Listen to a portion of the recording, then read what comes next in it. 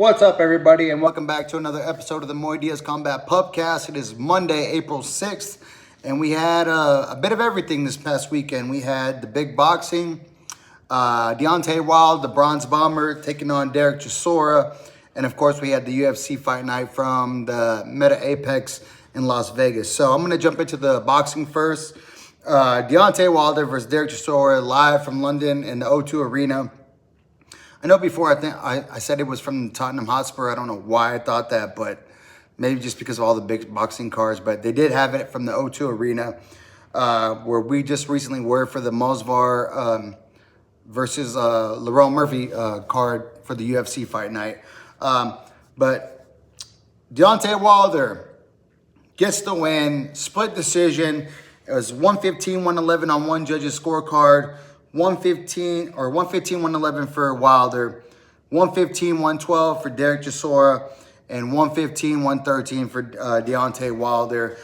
This was a crazy fight. I mean, I can tell it was a very hard fight to score because it was just one of the sloppiest heavyweight fights you'd ever seen, but both guys were landing shots. There was knockdowns by both guys in this fight. I have to say, it's probably one of the worst refereeing I've ever seen in a while. I mean, there's been a couple lately, but this was really bad. There was knockdowns that were called that they weren't even shots landed. They were slips that were called knockdowns. Points taken away early. And then if you really want to get down to the nitty gritty and like, if you're going to play it by the book, this fight should have been over in the very first round due to a disqualification on the side of Chisora. So the first round, they're going at it. Chisora is against the ropes. Wilder is coming in with big overhand rights. Chisora is trying to rip the body, and he starts to get leaned over the top rope. And then Wilder is like on top of him too. He's still trying to throw shots like this. And they're leaning over, about to fall out of the ring. And the referee is trying to pull them up over, like trying to bounce them off the rope. Well, one of Derek Chisora's cornermen runs in the ring and goes over there. The referee happens to get him up, looks over, sees the guy, and then tells him to go back. That right there is an immediate disqualification on Derek Chisora's part because no time in between the active rounds can anyone from anywhere, unless it's a doctor or the commission, to come in and wave it off due to the corner saying we want to throw the towel in. No one can set foot in the ring while the fight time is going between those rounds. That should have been an automatic disqualification. But like I said, this was probably some of the worst refereeing I've ever seen. But the fight goes on. It was back and forth. I mean, both guys had their moments. I gave Wilder like the first 3 or 4 rounds, probably the first 3 rounds. Chisora landed some big, like, loopy overhand right hands in the 4th and the 5th. They, like, stunned Wilder. In the 8th, Wilder gets the knockdown.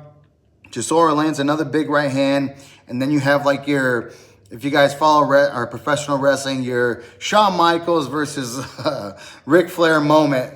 When he looks at him, he goes, hey, I'm sorry, or I love you, I'm sorry. And then he uncorks like a missile of a right hand. Didn't even land though, but he shoves him through the ropes again.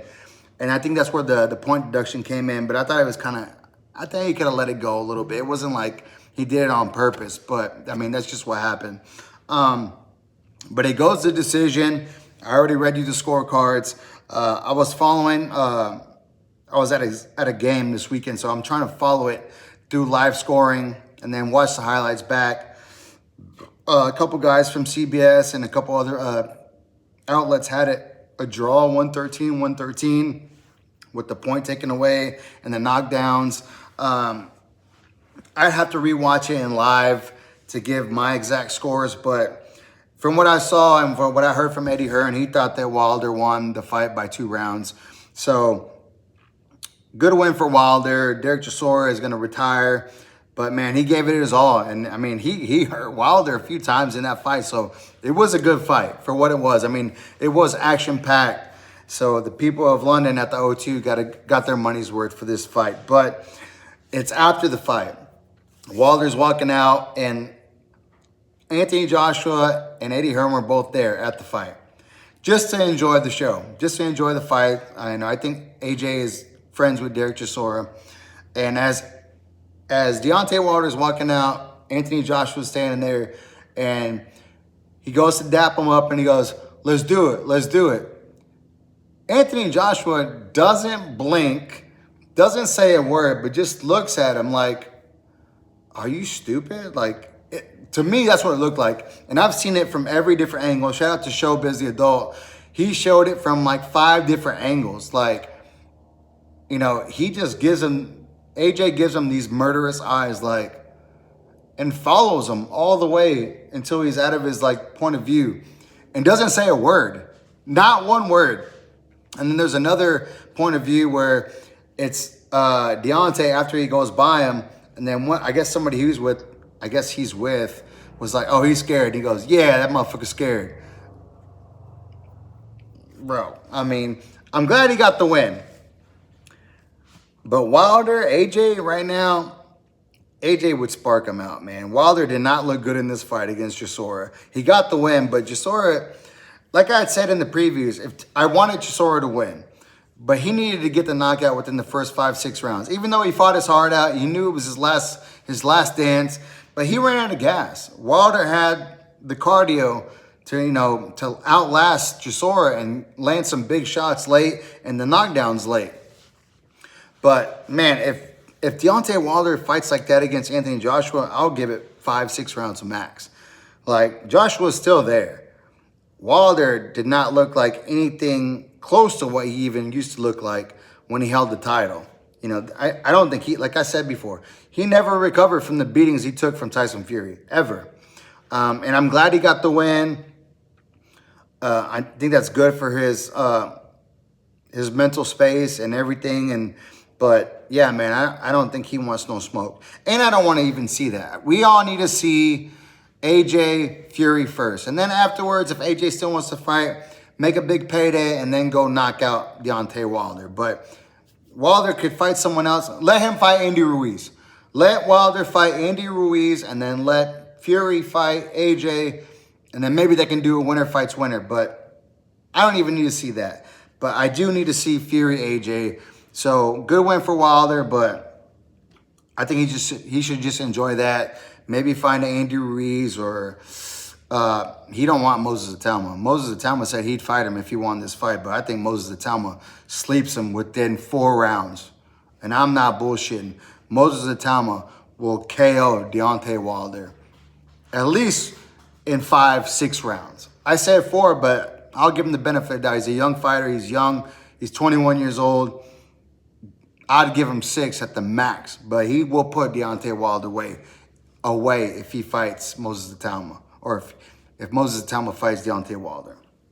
And then, so that was it for the O2 Arena in London, England. Wilder gets the win, split decision.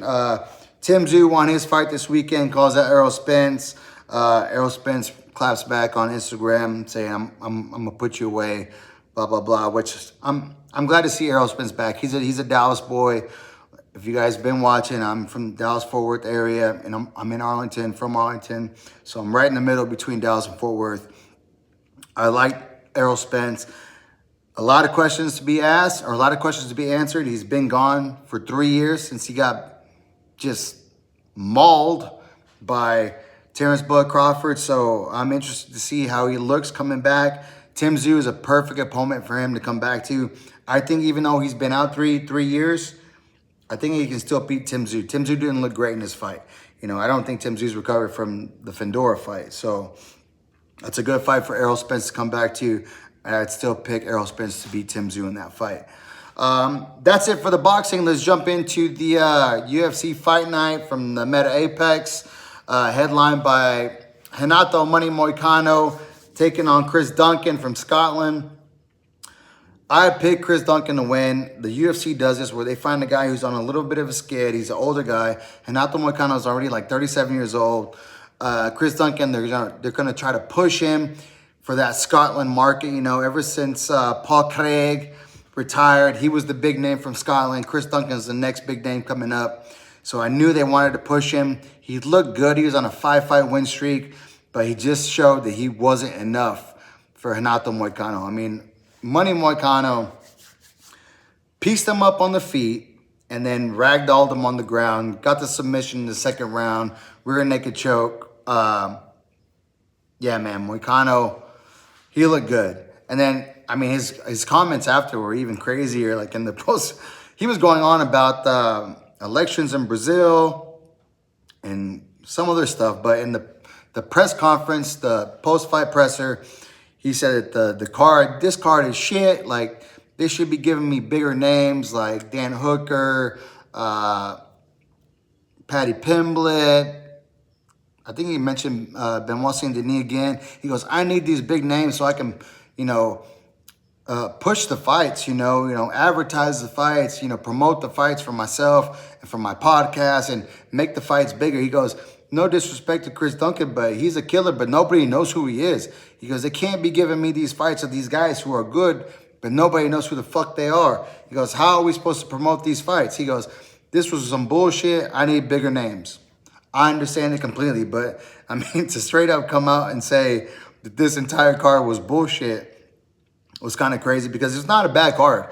And not a lot of big names, but there was 8 finishes on this card. I mean, you compare that to last week where there was 9 finishes on the previous Fight Night card. I mean, that was a banger card. So this card, not too bad. Didn't have a lot of big name recognition value, but good fights nonetheless. So I had picked Chris Duncan, lost that fight. Shout out to Money Moicano. He won and won by finish. The co-main event, Verna Jandiroba, ranked number 3 at strawweight, taking on Tabitha Ricci, number 7. I picked Verna Jandiroba. She did exactly what I thought she was going to do. She out-grappled Tabitha Ricci all 3 rounds. Landed some good shots on the feet, too. Like, rocked Tabitha Ricci a few times in this fight. She ends up going to 3 rounds, goes the distance, gets unanimous decision. She calls out Mackenzie Dern. She wants to run it back. That ain't going to happen. I mean, it just ain't going to happen, especially with Zhang Weili coming back down to strawweight. They'll probably make Mackenzie Dern, Zhang Weili before they ever think about making Verna Jandiroba versus Mackenzie Dern for the rematch. So, but good win for Verna Jandiroba. The feature fight, Abdul Rahman Yakayev versus Brenton Ribeiro. I had picked Abdul Rahman Yakayev. He was the biggest favorite on the entire card. He was like a minus 1850. But man, that first round was really squirrely in there. He got rocked 2 times in that first round. Brenton Ribeiro has a lot of length. He was landing some big shots. But then he got into the second round. Abdul Rahman Yakayev gets him to the ground, gets to his back, gets a lift position. Or it was in the first round, sorry. I don't know why I was thinking the second. The first round, he's getting worked. And then he slows it down, gets a takedown. Ribeiro tries to scramble up. He lifts. Matt returns him, gets to his back, rear naked choke. Abdul Rahman Yakayev lives up to the hype, and he gets a big win. I picked Abdul Rahman Yakayev to win. The next one down, this is the one that I was the most excited about. Ethan Ewing versus Rafael Estevam. Estevam was coming off 4-fight win streak versus Ethan Ewing, who just made his UFC debut a few months ago against Malcolm Wellmaker, who was supposed to be like the #1 prospect. Like, they were trying to strap this guy to a rocket ship all the way up to the top 10. Ethan Ewing absolutely demolishes him in a 3-round unanimous decision on 2-day notice. 2-day notice. He has a full camp for this one. He absolutely beats the brakes off of Rafael Estevam and then finishes him with a liver shot in the 3rd round. It was absolutely beautiful. Shout out Ethan Ewing, man. He is going to be a menace in the bantamweight division at 135 pounds. The next fight down, Tommy McMillan versus Manolo Zucchini. Tommy McMillan coming out of the camp with Sugar Shane O'Malley. This one got fight of the night. It was good. It was only a 1-round fight, and they both looked sloppy. I got to be honest. I like Tommy McMillan, but he was rushing in a lot, maybe because he didn't respect the power of Manolo Zucchini. But it was sloppy. He did get the finish. He did get the knockout. But I think the fight of the night could have went to the next fight down, Jose Delano versus Robert Ruchala. Or hold on, wait. I'm not thinking of that one. I think it could have went to the Kai Kamaka versus Dakota Hope fight, which was the opening card, the opening fight on the entire card. But it is what it is. But Tommy McMillan gets the win and gets fight of the night bonus versus Manolo Zucchini. The opening fight on the main card, Jose Delano versus Robert Wichala. Man, Jose Delano is good. I mean, but you have to give respect to Robert Wichala. He was in there the whole time, never went away, got hurt a few times in this fight. I mean, Jose Delano's boxing is so crisp. And man, he was working the top, the body, landing big shots the entire fight. Wichala got hurt multiple times, like I just mentioned, didn't go away. Jose Delano gets unanimous decision. Good for him, man. And that dude right there, keep your eye out on Jose Delano at the 145-pound division at featherweight. The main event on the prelims, Guilherme Pat versus Thompson Peterson. Guilherme Pat, I mean, the dude was like 6'5" or 6'6", something like that. Big dude, nicknamed Kong at the heavyweight division. He won the first round clearly, and then Thomas Peterson just wears him out with the wrestling the next 2 rounds, 2 and 3. He gets the majority decision because he did get clipped in the second before he out-wrestled him. So I believe one judge had it a draw. The other 2 had it for Thomas Peterson. He wins a majority decision. Next fight down, flyweight bout, 125, Alessandro Costa versus Stuart Nickel wins performance of the night. It was the second performance of the night other than the... So fight of the night was Tommy McMillan, Manolo Zucchini. And then fight of the night, the first fight of the night was this one, Alessandro Costa versus Stuart Nickel. Man, Costa with another body shot finish. You had Costa's body shot finish, and you had Ethan Ewing's body shot finish. Man, he jumped on Stuart Nickel from the get-go, from the first round, put the pressure. Nickel tried to stay in there for as long as he could, but Costa just ripping shots. He lives in Mexico. He's from Brazil, but he represents Mexico. He's in the Alexa Grasso camp with all those guys. He had Diego Lopez in his corner. Like, these guys are Brazilians, but they fight like Mexicans. I mean, he even said, he goes, left hook to the body, man. That's all Mexican all day. That's what he said in the post-fight interview with Michael Bisping, because he ripped to that with that left hook to the body and landed beautifully and dropped Stuart Nickel right in his fucking shoes, man. And it was over after that. So big shout out to Alessandro Costa and the entire team. I saw a meme.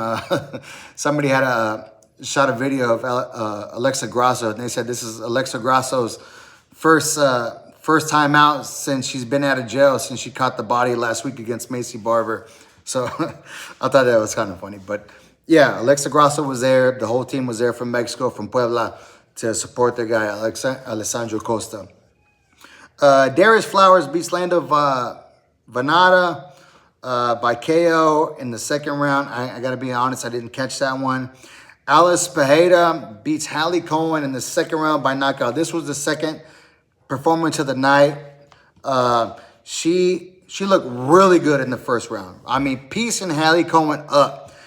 Second round comes out, Hallie Cohen makes the adjustments, gets a huge double leg, picks her up off her feet, gets her down, does some good damage from the top. But in the last minute of the round, she lets Alice Pajeda up. Alice Pajeda catches her with a huge leaping left knee, flying knee, knocks her out cold before she even hits the ground. She dipped into it, throwing a right hand, ate the knee underneath, and was just out as she's falling down, just out cold.